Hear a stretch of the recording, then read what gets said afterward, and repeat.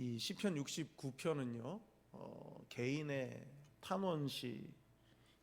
고난 가운데서 하나님 앞에 탄원의 기도를 올리는 이 기도자의 그 고백과 간구가 담겨져 있고요. 마지막 후반부에 가서는 이제 공동체가 이제 공동체를 위해서 기도하고 공동체가 이제 함께 하나님을 바라보기를 바라는 소망을 가지고 노래하는 이제 그런 이제 개인 탄원시이자 공동체의 그 회복을 또 구하는 그런 기도입니다. 근데 좀 특이한 것은 19절부터 28절까지의 내용이 저주의 내용입니다. 그러니까 내게 고난을 안겨다 준, 나를 고통스럽게 만든 그 악인들에 대해서 굉장히 좀 강렬한 저주를 하는 내용이 이제 19절부터 28절까지의 내용인데, 이제 그 부분이 좀 굉장히 좀 특이한 이제 그런 시편이다. 이제 이렇게 개략적인 정리를 해볼 수가 있습니다. 처음부터 이 시편 기자가 얼마나 그 큰 고통 가운데 있는지 처음부터 그걸 아주 막바로 이제 표현을 하고 있는데, 물에 관한 얘기가 나와요. 그러니까 물이 막 넘쳐가지고 내 영혼에까지 흘러 들어왔다. 그러니까 여러분 그렇잖아요. 물이 조금 졸졸졸 흐르면 그 물의 영향력이라는 게 거의 없지만, 큰 물이 덮치면 그 영향력은 걷잡을 수가 없고 저항할 수가 없어요. 근데 이제 그 물이 나를 이렇게 완전히 물이 나를 이렇게 향해서 이렇게 쏟아져 들어오는데, 이게 내 영혼에까지 미쳤다라는 것은 완전히 내가 거기에 완전히 잠겨버렸다. 이제 그런 표현이겠죠. 1절에서. 그 다음에 2절에서는 나는 설 곳이 없는 깊은 수렁에 빠지며 그랬어요.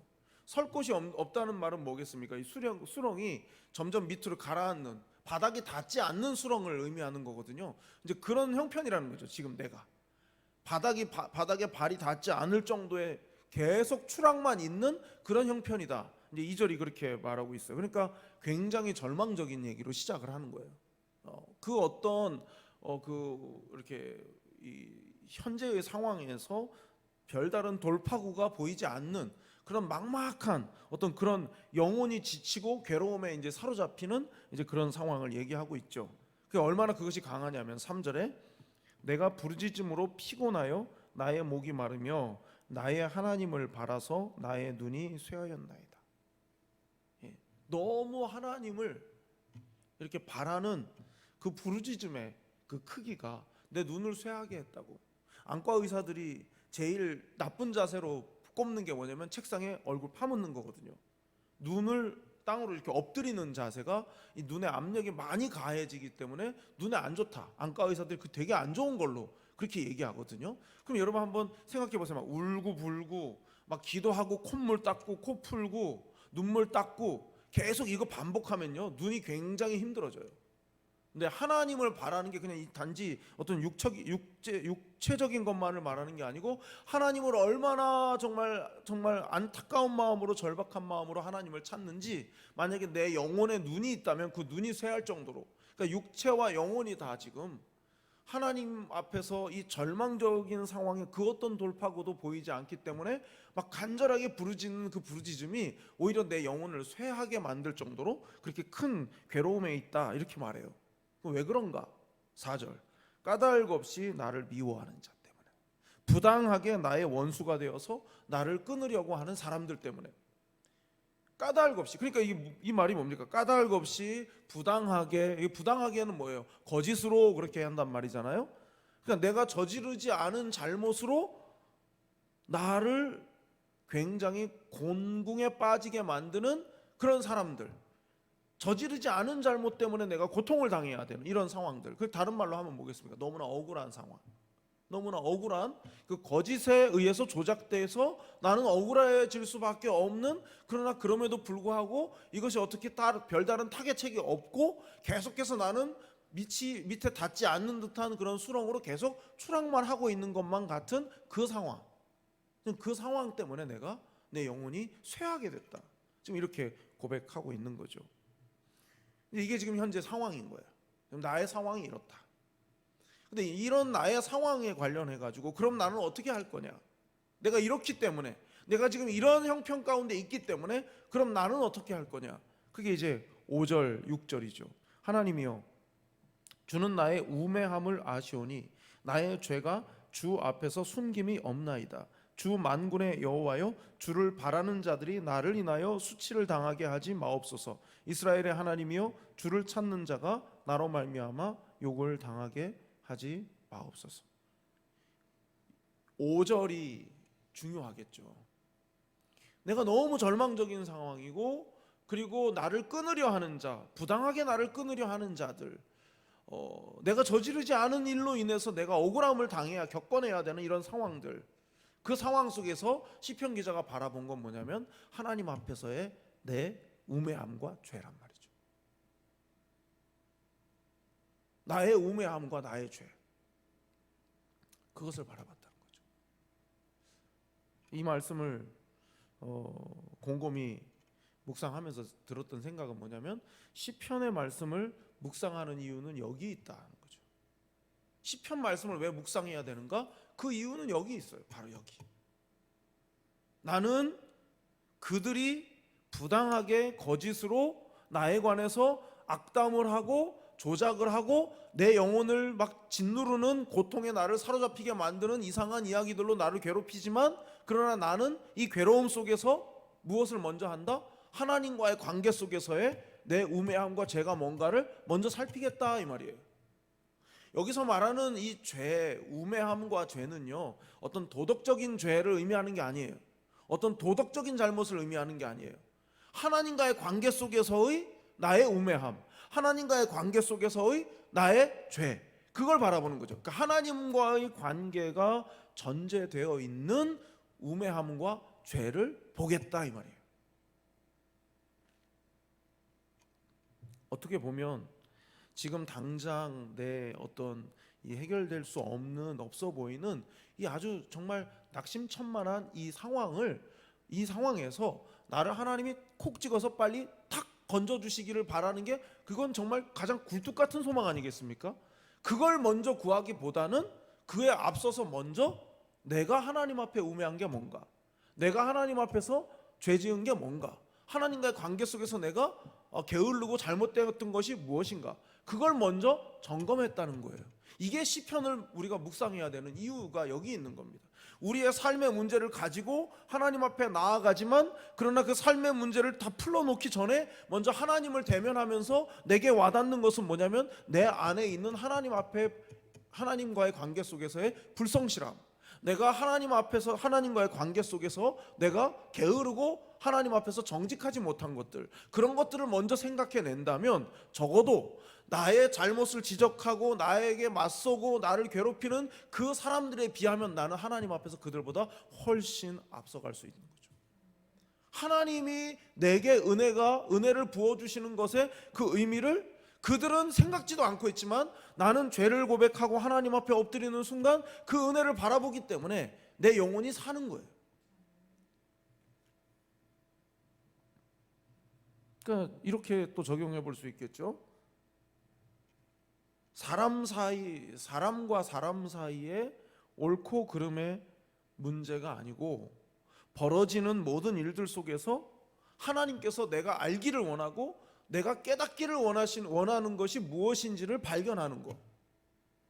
지금 나로 하여금 정말 말이 안 나올 정도로 나를 답답하게 만들고 고통스럽게 만드는 이 상황이 내게 오히려 유익해질 수 있다면, 그 이유는 내가 하나님 앞에 내 죄를 보기 때문이라는 거죠. 오늘 하루 종일 제 마음이 많이 복잡했어요. 그냥 아무 얘기도 안 들어야 돼요. 예. 아무 얘기도 안 들어야 되는데, 무슨 얘기를 제가 듣고 나니까, 이 말씀 준비를, 오늘 말씀 준비를 이제 어젯밤에 다 끝내놨는데, 오늘 얘기를 듣고 나니까는 마음속이 막 너무 불편한 거죠. 너무 불편한 거죠. 별별 생각이 다 드는 거예요. 별별 생각이. 근데 이 말씀을 또 보시게 하고 이 말씀을 또 준비하게 하신 이유가 있구나 하는 생각을 해봤어요. 한 단계 더 나아가서 경건한 사람들, 곧 자신처럼 하나님을 경외하는 사람들이 자신이 처한 상황 때문에 수치나 치욕을 당하지 않기를 7절에서 구하잖아요. 6절에서 구하잖아요. 주를 바라는 자들, 주를 찾는 자들이 내가 지금 겪고 있는 이 상황 때문에 수치를 당하거나 욕을 당하지 않게 해주십시오라고 기도하고 있어요. 그래서 제가 이 말씀을 보면서 이건 정말 나에게 주시는 말씀이다. 정말 내가 구해야 될 기도다라는 생각을 했어요. 뭐 어떤 분이 그러는 거예요. 목사님에 대해서 그러니까 얘기는 안 하는데 저한테 목사님에 대해서 입에 담지도 못할 말들을 사람들이 한다. 그 얘기를 하는 거예요. 입에 담지도 못할 소리를 한다. 사람들이.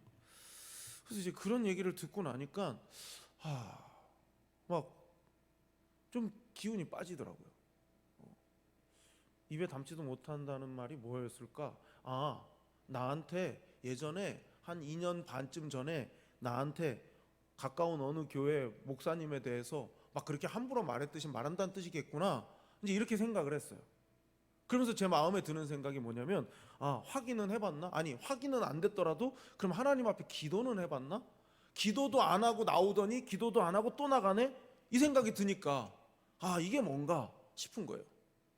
그냥 기도해보고 결정하지 않은 분들이 기도해보지 않고 그냥 또 나가고 있는 거예요. 그래서 그런 상황을 보니까 막 마음이 너무 막 이게 좀 도대체 신앙을 하나님을 믿나? 나중에 이 생각도 드는 거예요. 하나님이 무섭긴 한가?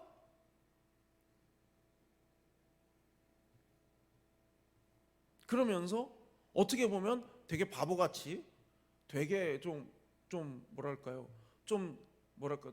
둔하게 가만히 우두커니 계속 교회 나오고 있는 분들이 생각이 나는 거죠. 뭘 제대로 앞뒤 분간을 해서 뭐가 맞나 틀리나 제대로 확인도 안 해보고 그냥 나는 그냥 자리 지킬래 그러고 있는 분들이 내가 당하는 수치 때문에 그분들도 그런 수치를 당하는 거 하나님이 그냥 보고만 계실까라는 생각이 드는 거죠. 그러니까 지금 이 다윗의 이 기도가 얼마나 괴로우면 내가 당하는 이 괴로움의 모습을 나를 보면서 다른 사람들이 하나님 앞에 바로 서려고 하는 사람들이 수치를 당하면 안 되겠다라는 마음이 다윗이 얼마나 들었으면 이 기도를 했을까라는 생각이 드는 거예요. 여러분 참 외로운 거거든요. 하나님 앞에서 바른 길을 가려고 하는데 저지르지 않은 일로 고난을 당하는 사람이 그 길을 앞서서 가면서 막 온갖 소리를 듣고 막 가는 게 그게 너무 괴로운 건데 사실은 저는 덜 들어요. 사실 저는 진짜 억울한 소리를 저한테 직접은 얘기를 안 하니까 저는 사실 덜 듣죠. 그런데 마치 그런 거 있잖아요. 내가 앞에 가니까 잘은 안 보이지만 뒤에 무슨 그림자가 왔다 갔다 하는 것 같은 느낌이 드는 것 같은 그런 마음이 계속 있는 거예요. 계속. 그래서 너무 안타까운 건 그냥 솔직히 똑똑히 알지도 못하고 그냥 우르르 가니까 그냥 따라서 우르르 가는 그분들을 보면 너무 안타깝지만 그러나 그것도 그분들 몫이에요. 하나님 앞에서는 그것도 그분들 몫이라고요. 그렇기 때문에 제가 언급을 안 하는 거고 그냥 마음에 안타깝고 너무 속은 상하고 슬프지만 그러나 표현할 수는 없어요. 다만 다윗처럼 이렇게 기도하는 거죠. 저는 오늘 이 기도를 배웠어요. 내가 당하는 수치, 내가 당하는 이 곤란함이 누군가에게 수치와 치욕이 되지 않게 해주십시오. 하나님을 경외하고 하나님이 무서워서 함부로 말 못하고 함부로 행동 못하는 사람들이 나 때문에 수치당하는 일은 없게 해주십시오 라고 기도하게 되는 거죠. 그러니까 결국 다윗의 기도는 뭐예요? 남 탓의 기도가 아닌 내 탓의 기도인 거죠. 누구 때문에가 아니고 하나님 저의 우매함과 저의 죄 때문에 저의 우매함과 저의 죄를 보게 해주십시오. 그래서 저는 지금 아직 뭐 끝에까지 다 보지 않았지만 이 69편의 결론은 뭐냐? 억울함을 당하고 고통을 당하지만 그것 때문에 그것이 끈이 되어서 하나님 앞에 엎드리고 하나님 앞에 나아가는 사람은 유익한 하나님의 크신 은혜와 유익을 누리는 사람이다. 남들은 겪어볼 수 없는 유익을 누리는 사람이다. 이게 이제 결론인 거예요, 사실은요. 이 다윗이 얼마나 이 괴로웠으면 이 고난의 때에 하나님을 돌아보고 하나님과의 관계를 돌아봐야 한다는 것을 이렇게 분명하게 이야기하겠습니까?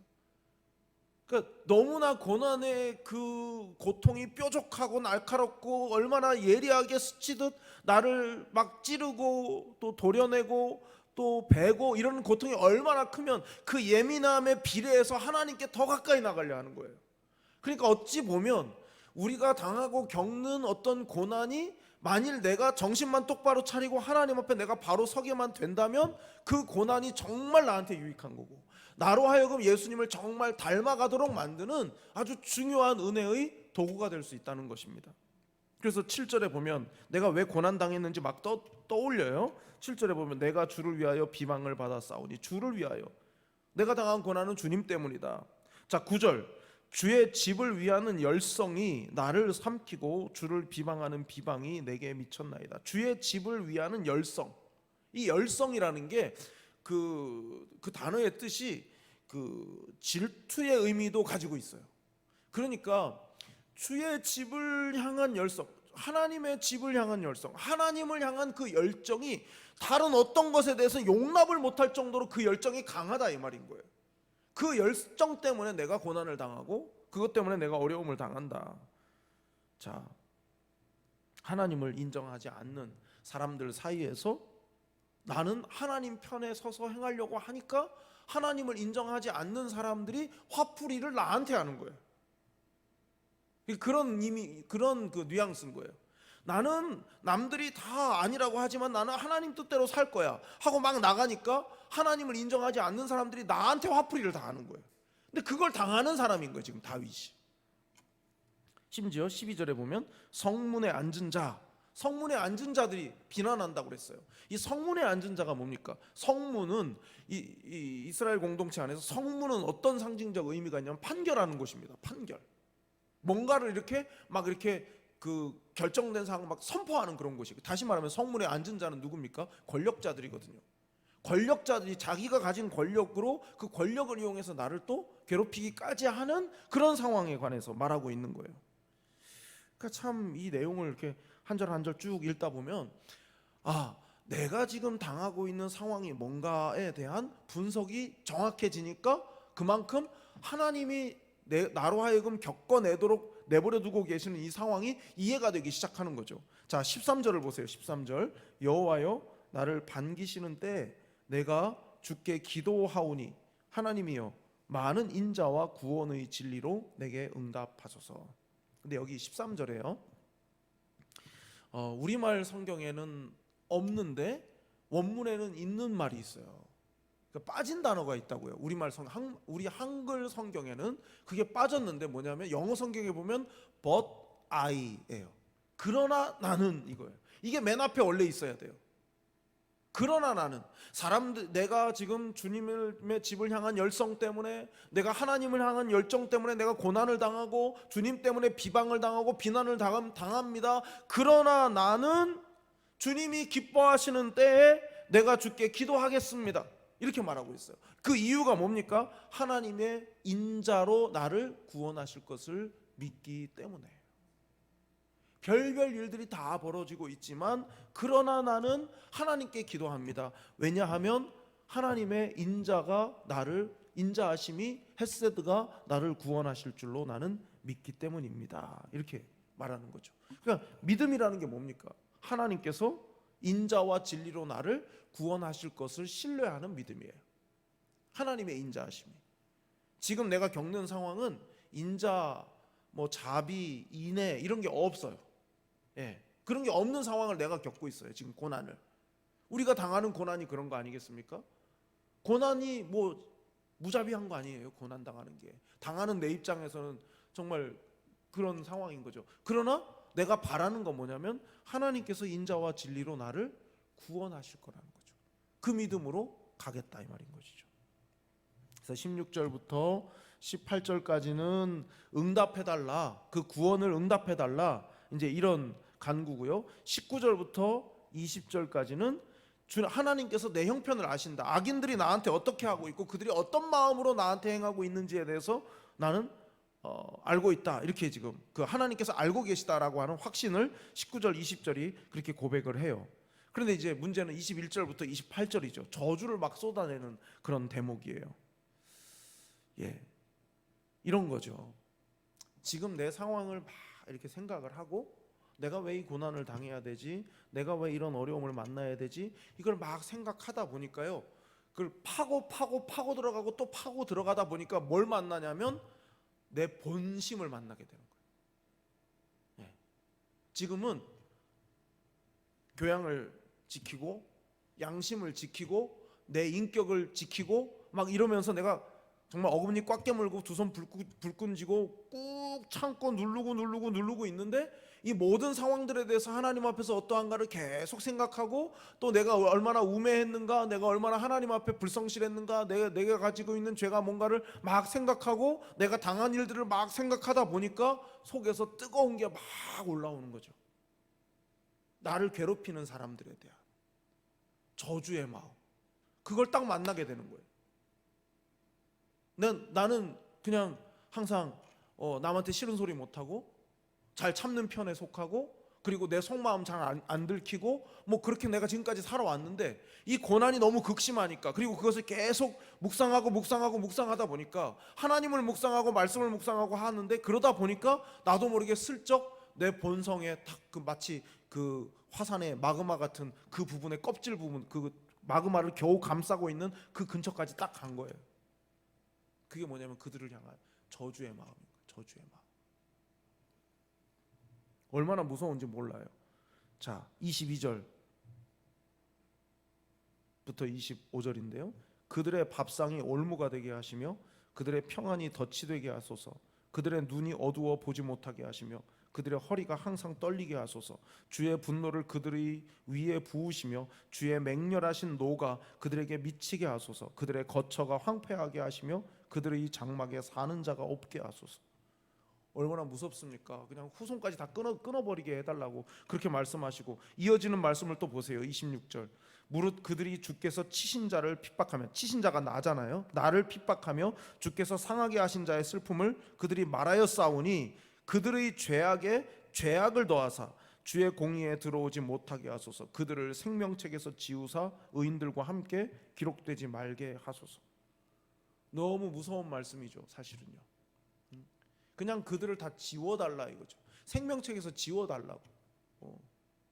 그들의 이름은 생명책에 기록되어야 할 의인들의 이름하고 어울리지 않는 이름들이니까 그 이름들은 다 제해달라고 이렇게 말하는 거예요. 여러분 어떻게 생각을 하십니까?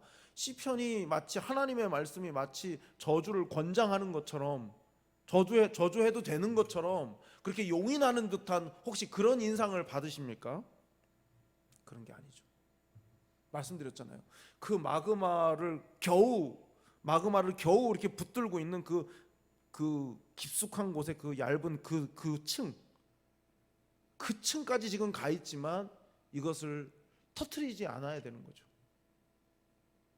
다시 말하면 이럴 만큼의 저주하고 싶은 그 마음이 이 속에 들어있는 그것을 딱 직면함을 통해서 우리가 이 시편 기자 말고 우리가 나도 이럴 수 있다라는 사실을 생각해야 된다는 거죠. 예.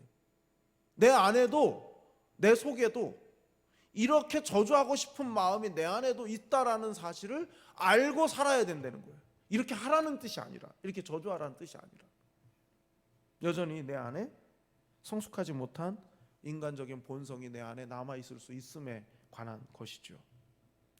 참 이게 모르겠어요. 그 시를 읽다 보면은 이렇게 어떤 쭉 그 짤막한 시 속에서도 뭔가가 이렇게 전개가 되는데 그 시기가 이렇게 이야기가 이렇게 쭉 이렇게 막 토하듯이 말하는 그 말 속에 어떤 흐름이 이렇게 쭉 있어가지고 어떤 대목에서 이렇게 딱 이렇게 자연스럽게 슬쩍 고개를 넘어가듯이 이렇게 싹 넘어가는 이제 그렇게 표현들이 많이 되는데 여기서는 그냥 마치 90도 각도의 복도를 확 꺾는 것 같은 그런 느낌이 딱 들어요.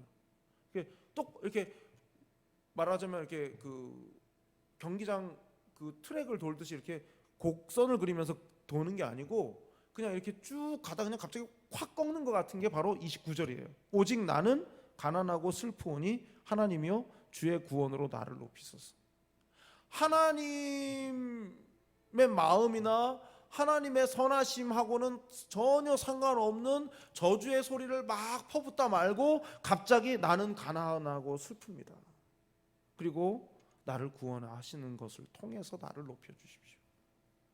그들을 저주해달라고 막 지워달라고 막 생명책에 그 이름이 적히지 않게 해달라고 막 그렇게 하다가 갑자기 나를 구원하는 걸로써 갚아달라고 그렇게 얘기하잖아요. 그러니까 그들에게 그런 저주가 임하는 게 중요한 게 아니고 하나님이 나를 구원하시는 것 자체로 하나님이 내 편이심을 드러내달라고 그렇게 말하고 있는 거예요. 여기서도 29절에서도 아까 13절에서처럼 처음에 그러나 나는이 사실 생략됐어요. 그러나 나는 하나님 그 생명책에서 그 사람들 이름 생명책에 들어가지 않게 해주세요. 그렇게 해놓고 그러나 하나님 저는요 지금 슬픕니다. 지금 가난하고 슬픕니다. 그러니까 저를 구원해 주세요. 이렇게 지금 구하고 있어요. 여기서 이제 가난하고 슬프오니 이 슬프다는 말이 원래는 이제 괴로우니 이 말이거든요. 나는 가난하고 괴로우니 이게 뭘 의미하겠습니까? 가난하고 괴롭다. 그러니까 저는 하나님 앞에 진짜 아무것도 아닙니다. 이런 뜻이에요. 겸손함을 말하는 거예요. 나는 가난하고 슬프오니 이 말은 진짜 돈이 없고 정말 눈물이 죽죽 흐른다 이런 뜻이 아니라 하나님 정말 저는 보잘것이 없는 사람입니다라는 겸손을 표현하는 표현인 거예요. 예, 그런 이제 완곡한 표현인데요. 관용적인 표현인데요. 그래서 이제 악인들에 대한 저주의 감정이 막 이렇게 커지다 보면은 어떤 일이 벌어지냐면 사람 마음이 어떤 거냐면 악인에 대해서 나를 괴롭히는 사람에 대해서 막 저주의 마음이 막 커지다 보면 어떻게 되냐면 그들은 악하고 나는 의롭다에 딱 그 둘로 딱 이렇게 쪼개서 보게 돼요. 근데 하나님은 또 그걸 또 안 좋아하시거든요. 나는 의롭다를 하나님이 별로 좋아하시지 않아요. 하나님께서. 그러니까 시편 기자는 나는 가난하고 슬프오니 이렇게 말합니다. 이거 정말 필요한 자세고 우리가 배워야 할 자세예요. 네. 나는 무조건 옳고 저들은 무조건 틀렸습니다. 이걸 하나님이 좋아하시지 않는다고요. 그러니까 하나님 앞에 딱 이걸 마태복음에 있는 그 예수님의 가르침 팔복의 첫 마디가 뭡니까? 심령이 가난한 자는 복이 있다잖아요. 그걸 생각하시면 되는 거예요. 심령이 가난한 자. 심령의 가난이에요. 뭘 이것도 붙들고 저것도 붙들고 나의 의를 붙들고 저 악한 자들에 대해서 내가 심판하고 판단하고 이렇게 하는 게 아니고 나는 하나님 앞에서 그냥 가난하고 슬픕니다. 나는 심령이 가난한 자로 하나님 앞에 엎드립니다. 그걸 하나님께서 원하신다 하는 겁니다. 여러분에게 꼭 드리고 싶은 말씀은 나의 의를 드러내고 악인을 저주하는 것은 나한테 남는 영적 유익이 없다는 거예요. 나의 의를 드러내고 악인을 저주하는 것이 내게 영적 유익을 주지 않는다는 거죠. 처음부터 말씀을 드렸지만 나한테 영적인 유익이 되는 것은 이 고난의 상황, 이 고달픔과 이 지치고 피곤하고 낙심하는 이 상황 가운데서 하나님과의 관계를 다시 점검하고 내가 하나님 앞에 죄인일 수밖에 없고 나는 하나님 앞에 우매한 자일 수밖에 없음을 깨닫는 것이 나한테 영적으로 유익한 것이지 나의 의를 내세우는 것은 하나도 나한테 영적으로 유익하지 않다 하는 겁니다. 그래서 30절부터 36절은 찬송과 감사를 공동체적으로 표현하는데 그 중에 30절부터 좀 보면요, 내가 노래로 하나님의 이름을 찬송하며 감사함으로 하나님을 위대하시다 하리니 이것이 곧 뿔과 굽이 있는 황소를 드림보다 여호와를 더욱 기쁘시게 함이 될 것이라. 곤고한 자가 이를 보고 기뻐하나니 하나님을 찾는 너희들아 너희 마음을 소생하게 할지어다. 이 말씀이 아까 우리가 봤던 제가 당하는 이 고난 때문에 하나님을 경외하고 하나님을 바라보는 자들이 수치를 당하지 않게 해주세요 하고 이렇게 말하자면 그 대꾸를 이루는 그런 이제 말씀이죠. 뭐예요?